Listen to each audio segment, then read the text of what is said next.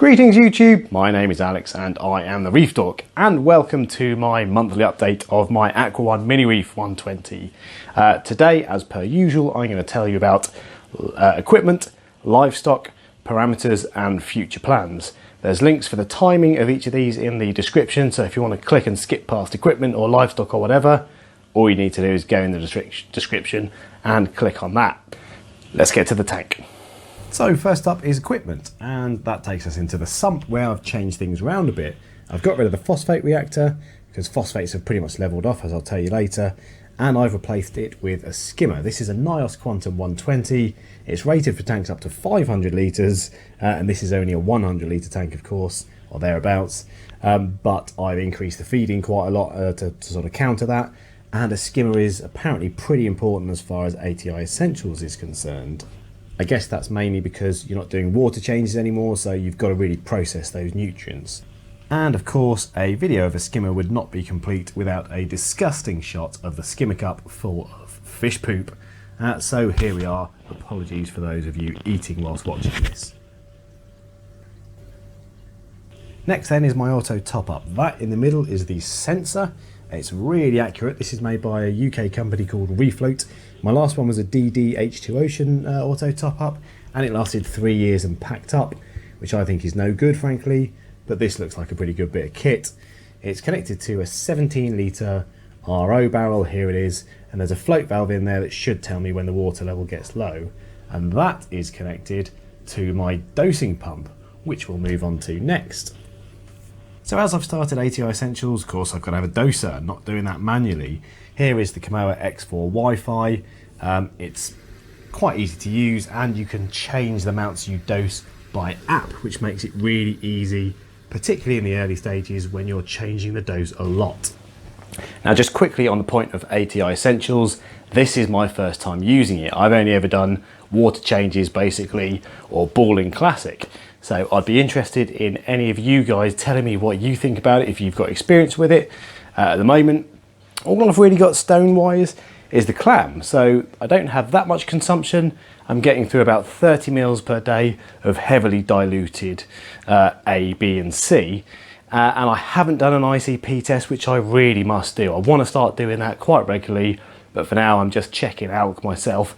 I'm not even checking calcium, which I know I should be doing, but give me a bit of feedback about how you found it, if you found it stable, if you've had the same issues with me, like the LPS and some of the SPS struggling to adapt to start with. I'd be really interested to hear about that. And finally is a lens dipper. Now this is really for DSLR cameras to get photos rather than videos, but this is the best way for me to demonstrate it for you.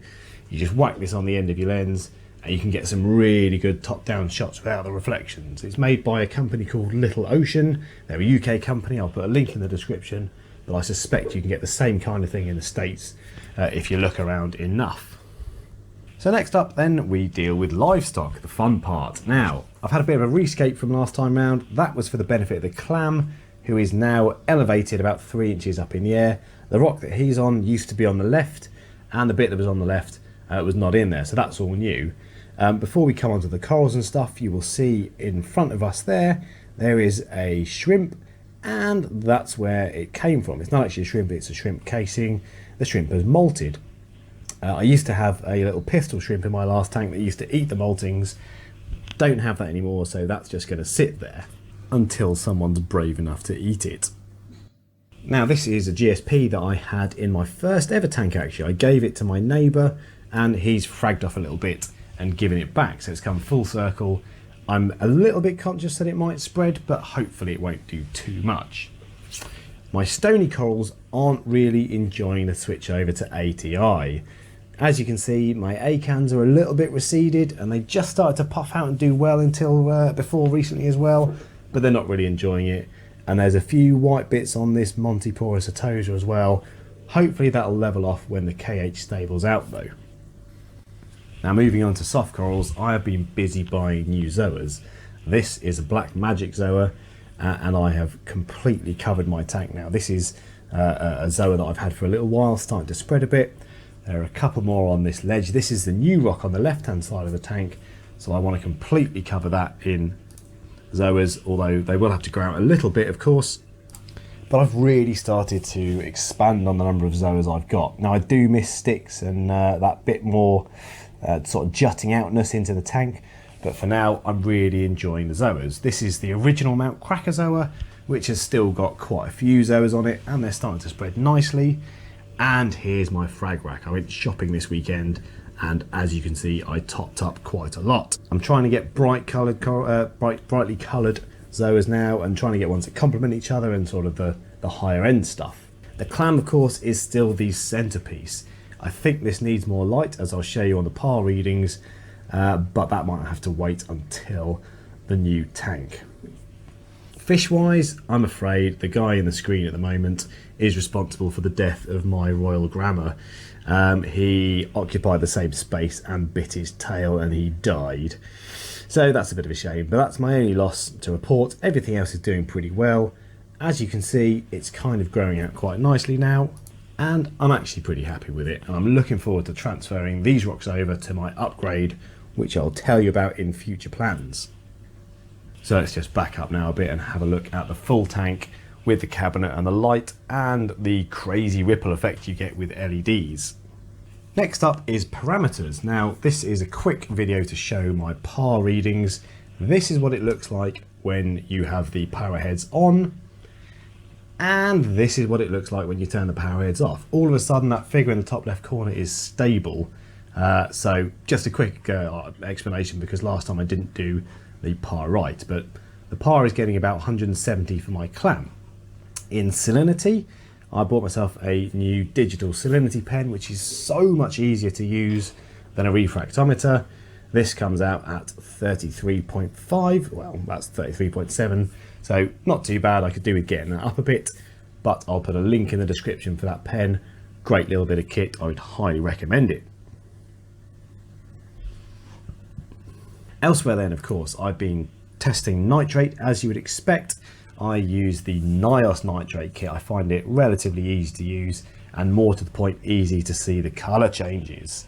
So with nitrate so far, this reading was down at about 5. Now that's pretty much the same as it's been for a little while now, which is good news, and that's in spite of the fact that I've put a skimmer in, which might have brought nutrients down, and in spite of the fact that I've started feeding a lot more, which might have brought nutrients up. I liked having some nutrients in there, so 5 parts per million is about bang on. Moving on to phosphate then, I use the ELOS high resolution phosphate test kit. Again, just because it's the only one you can really trust with the really low levels of phosphates, and I don't generally have that higher phosphate in here. The result for this was 0.06, which is perhaps a little bit higher than I might like in an ideal world, but it doesn't really matter. As long as it's at that kind of level and stable, I'm happy. And that's a pretty decent level, so all good for me with phosphate. I did wonder if my phosphates might increase when I took the rower phos out, but none of it, and I'm guessing the skimmer has got something to do with that. Finally then, alkalinity. So for this I use a HANA alkalinity checker. Now I haven't actually done the ICP test you're supposed to do with ATI yet, so I've had to get my KH levels right myself with this. I will come on to that at some point, but for now the HANA alk checker is a really good bit of kit. Link in the description. It just makes it a bit easier, but more to the point, it takes away the variance that you see with your eye when you're looking at the colour chart. So I really like this. The one thing I don't like about the one I've got is that it gives you a figure in parts per million rather than DKH, so you have to convert it. So this comes in at 150, and that converts to 8.4. Why they couldn't just make it so it reads 8.4 in the first place, I don't know, but they have improved that with the new one, so get yourself the new one, don't get the one I've got. So finally then we come on to future plans. Now with regard to this tank, we saw earlier that my clam is getting par of 170, I think, although when the shimmer was on it was a lot higher than that. Let me know if you think that I'm actually getting higher par than that and I'm testing it wrong.